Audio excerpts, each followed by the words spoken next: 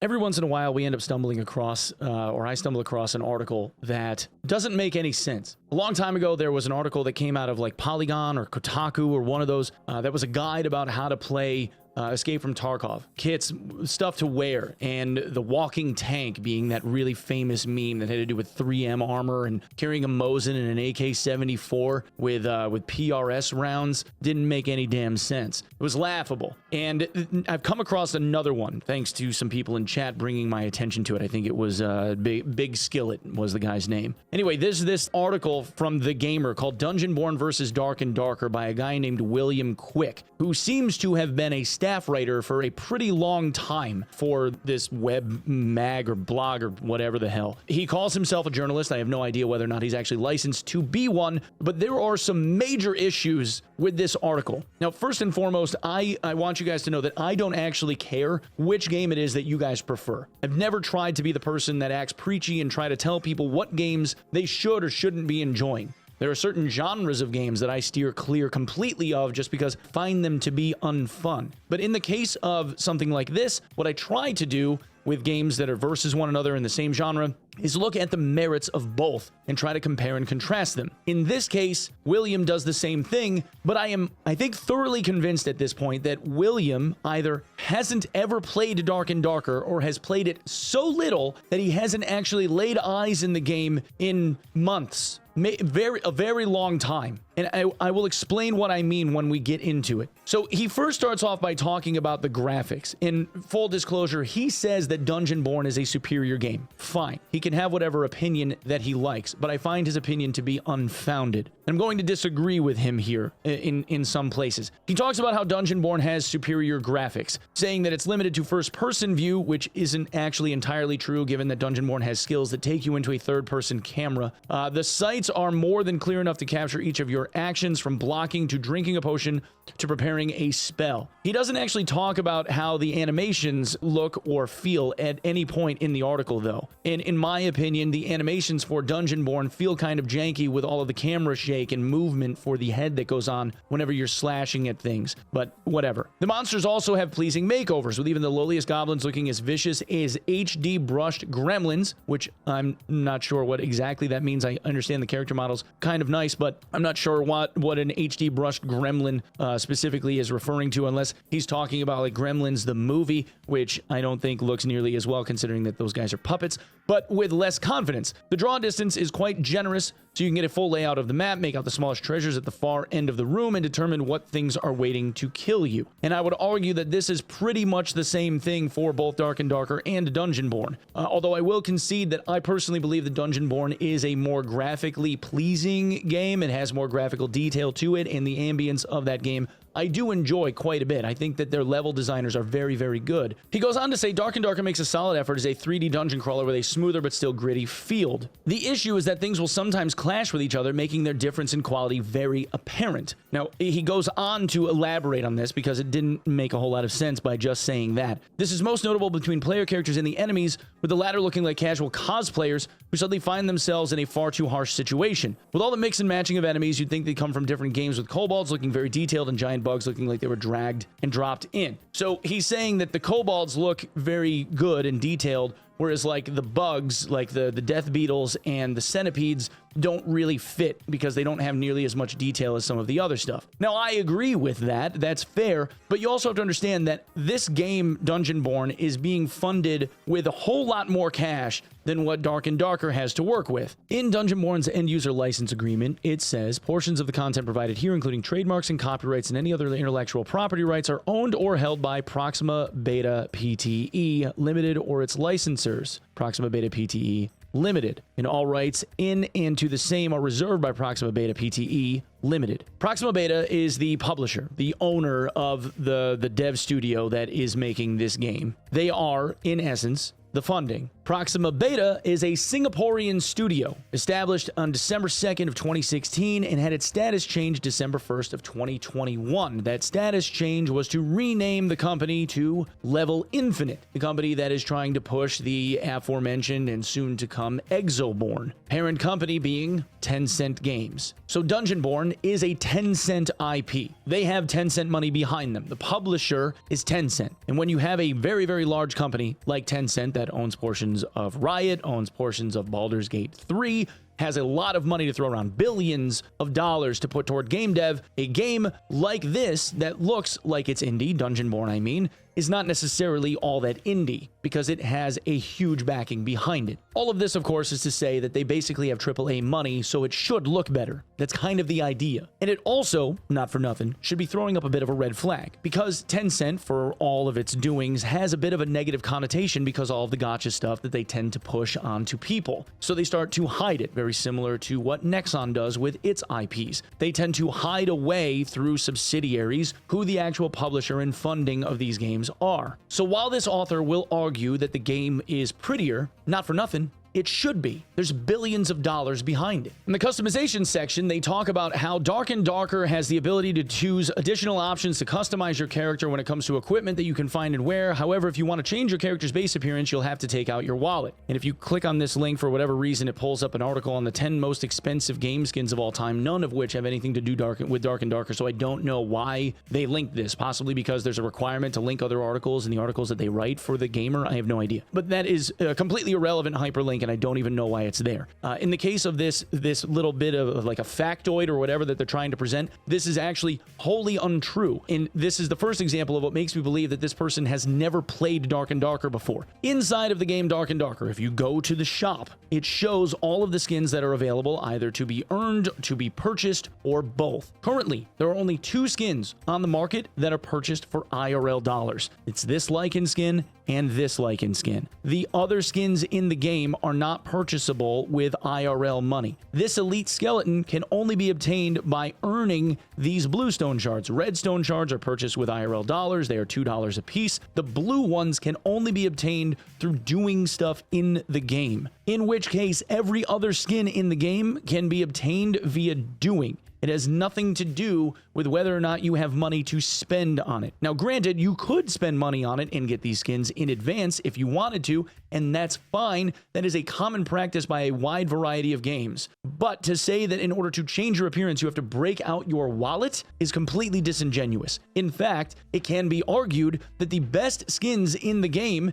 if I go to this customization screen, certain skins like this one, or this one, or this one have only been obtainable via doing stuff in the game. Or this one. You can only get those if you did things in the game, quest completions or getting a certain rank on the leaderboard. That's the only way that you obtain them. They can't be bought even if you wanted to buy them. So that is the first piece of misinformation in this article, and it gets way worse. Way worse. Laughably worse. He then goes on to talk about Dungeonborn and talks about how you have the ability to customize your character. And I agree. There are much more options to be able to customize your character. However, I would also argue that when you have as much financial backing as you have making this game, it should be of no surprise that there's going to be some extra bells and whistles and quality of life pieces in here. Not saying that that is necessarily better or worse. I'm just saying that it's there. Personally, for me, it's more about gameplay and combat. And this article doesn't really touch on that at all. When he talks about gameplay, he talks about how there's the difficulty level of the different games. Whenever you spawn into a map in Dungeonborn,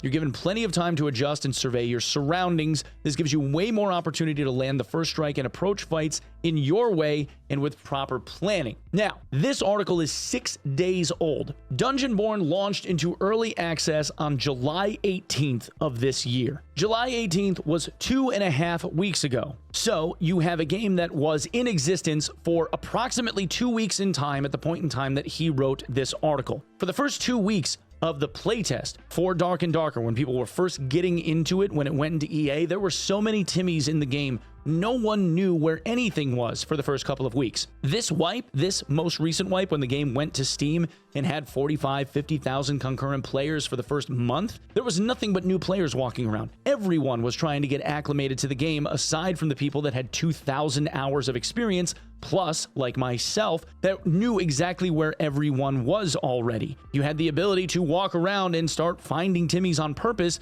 to kind of guide them through, give them a little pat on the butt. Dungeonborn doesn't have that base of players from all of its playtests in the past. Their playtests weren't all that popular. They peaked at somewhere around 10,000 concurrent players, where Dark and Darker peaked at around 110,000. Considerably different when you talk about playtest numbers. So you have the vast majority of your player base still trying to figure the game out. And when you start looking at what is going on right now in Dungeonborn, you start seeing all of the issues. It's getting to the point now where the confusing, new and interesting honeymoon phase is just about over, and you're starting to see the most popular threads on Reddit of each day are people complaining about balance problems and issues. He goes on to say that the dungeons are packed to the brim with treasure, chests, altars, enemies, champions, and bosses. You can still die easily, with the presence of Cloud Essence, which is the craftable material to make potions and bandages, gives you a whole reserve of all the healing and support items you want to improve your chances in the next run. Things are slower, but that gives everything more impact and controlled pacing. So basically what he's saying is there's an abundance of meds that you can craft, therefore survivability is higher, and you have an easier time beating the PvE this way because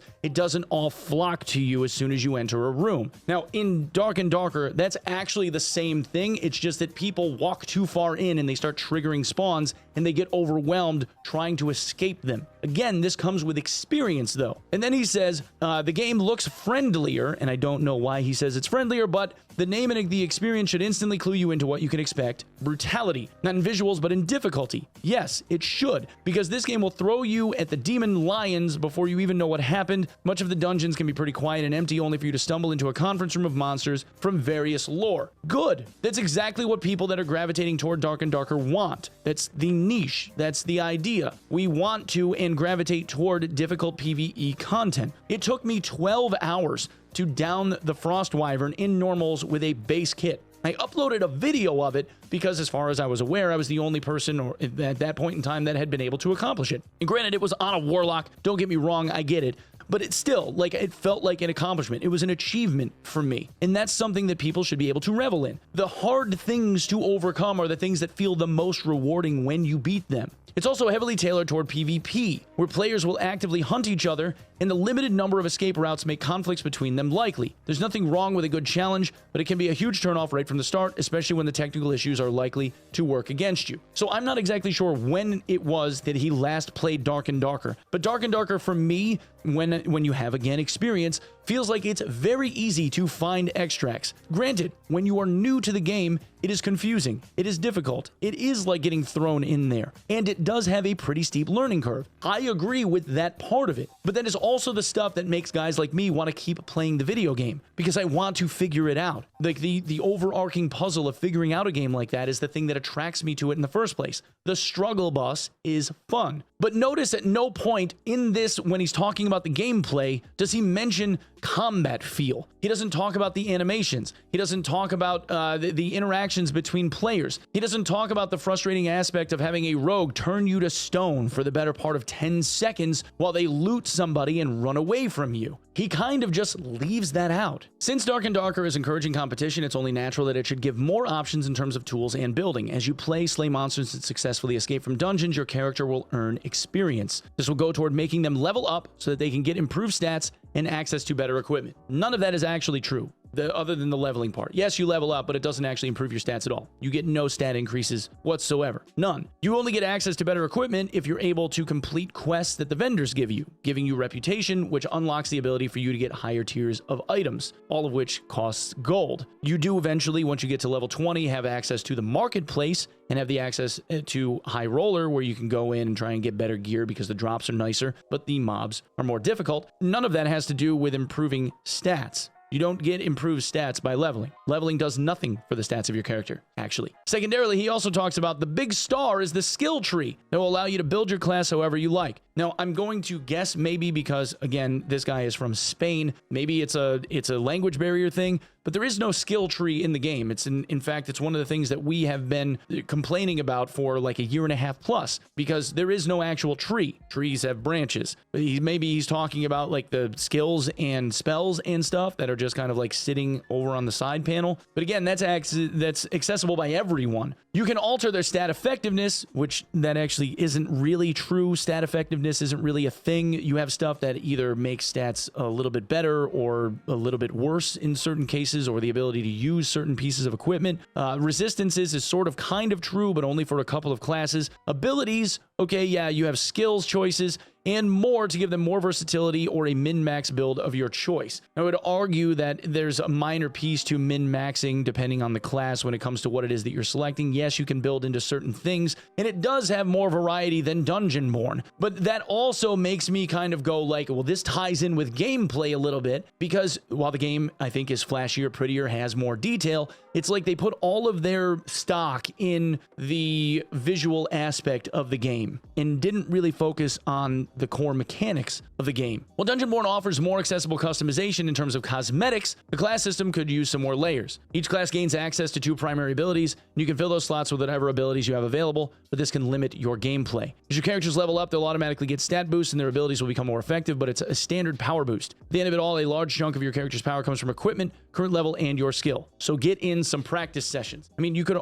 easily say the same thing about Dark and Darker aside from the stat increases. The more time that you spend playing a game like Dark and Darker, the more effective you will become, because the game is generally centralized around knowledge, so that you know how to build, you know how to dodge attacks, all of those things that come with just playing the game repeatedly. You could like write this paragraph for both games. It's the same thing. And right now in Dungeonborn, I would argue that there is a much larger gear disparity problem in that game than there is in Dark and Darker. Right now, Dark and Darker, while it does have a couple of balancing problems, is probably the most balanced we've ever seen Dark and Darker at this point in time throughout history. It's pretty good right now. Again, there are some issues, but overall, the game is about as balanced as it ever has been. I would argue it's the most balanced it ever has been in history. And then in the functionality section, he says, before you even start playing, Dungeonborn looks like a team-based fantasy dungeon game you've been wanting to try. A little bit skewed, if you ask me. It's quick to set up and then jump right into the game with a nice, clear, and satisfying tutorial to complete. After that, you feel more than confident about jumping into a match, whether you're alone or just with one friend. Again, this sounds like a bit of a puff job. For me, it's like, okay, there's a tutorial. Like, that's cool. It's nice that they're able to show you how to play the game. I don't know about it giving you all the confidence in the world to go in and, like, you know, do whatever. Why? I don't understand all of the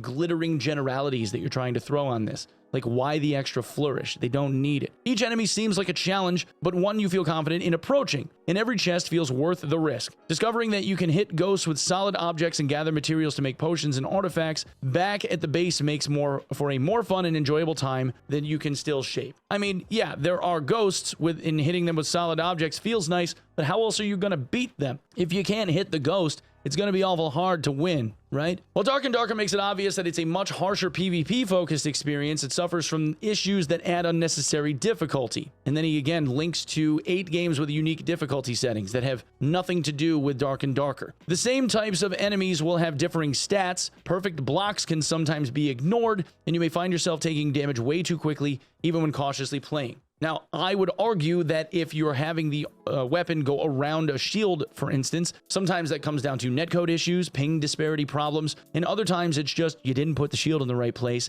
and you thought that you were blocking the halberd, but really you ended up catching the hilt of it or the handle of it, and the head still got around the shield. That is an unfortunate reality of this video game, and something that they are constantly tweaking with tracers and whatnot. But people that have experience in this game seldom end up having problems blocking when it comes to their attacks. Pretty good, especially when you start getting down the parrying mechanic. Parries feel real nice right now. You're expected to play aggressively by default just to give yourself a literal fighting chance. It makes sense to avoid danger and focus on looting, but the limited exits will force you to fight, especially if you're in a group. It's hard to see the fun in such a dark room. Now, there's no more BR circle, and there are a ton of exits. All of the maps even have exits that are made for groups, with the exception of the first Crypts level. But even then, with the spawning triple portals and all of the static extracts, there are more extracts than there are players on the map. If you go and look, way more. So to say that people don't have the ability to get out or the extracts are limited or whatever, this to me just sounds like people that don't have any clue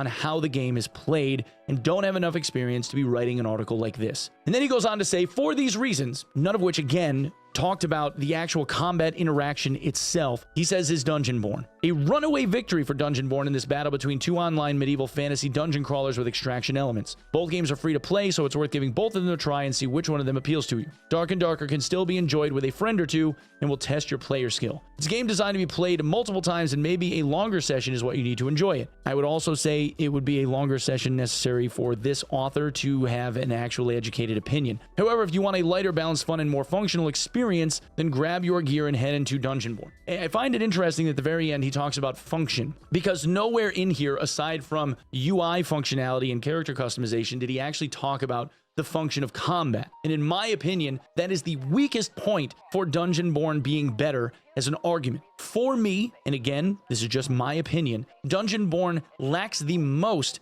when it comes to combat and combat effectiveness and how well it does when you play the game. For me, Dark and Darker feels much more visceral. I don't like Dungeonborn's camera work. I don't like how the arcade feel of it, where you have floating combat text and the third-party cameras when you do certain skills. And I also find the gear disparity problems to be pretty major. Right now, the biggest meta in the game is to stack a bunch of life on hit on your armor, and then the skills that you use, if they do damage over time, heal you for that life on hit every time that you do a damage tick. You literally can't die in a lot of these cases. So there are major balance problems when it comes to combat functionality that this author never even bothered to touch. He also tried to embellish the fact that this game feels like it's a lot slower paced and people aren't like spawn rushing you and whatnot. The PvP isn't always in your face until, of course, you get a month or two down the line when the people that are left in the game are the ones with experience and they start doing just that. To me, this looks like this article was not well researched and the person writing it didn't have enough experience to genuinely write an opinion piece that actually made sense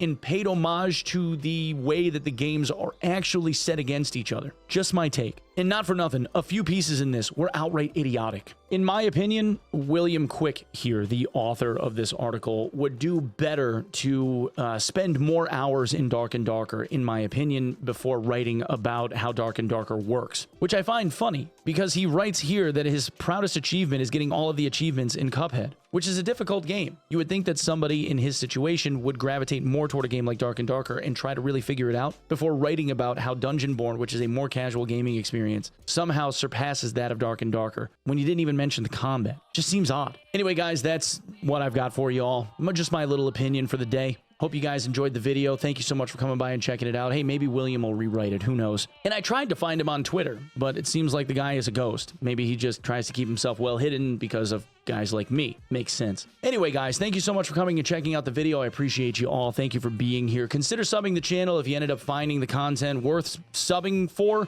90-something% of the people that watch my videos are not a sub here, and I would really like to change that. That would be awesome. Otherwise, maybe come and check out my live content over at twitch.tv/Onepeg, where I'm live every day around 5 to 6 a.m. Eastern Standard Time, just about every single day of the week. Otherwise, I suppose I will see you guys in the next video. Thank you for lending me your eyeballs, and we'll see you soon. Peace.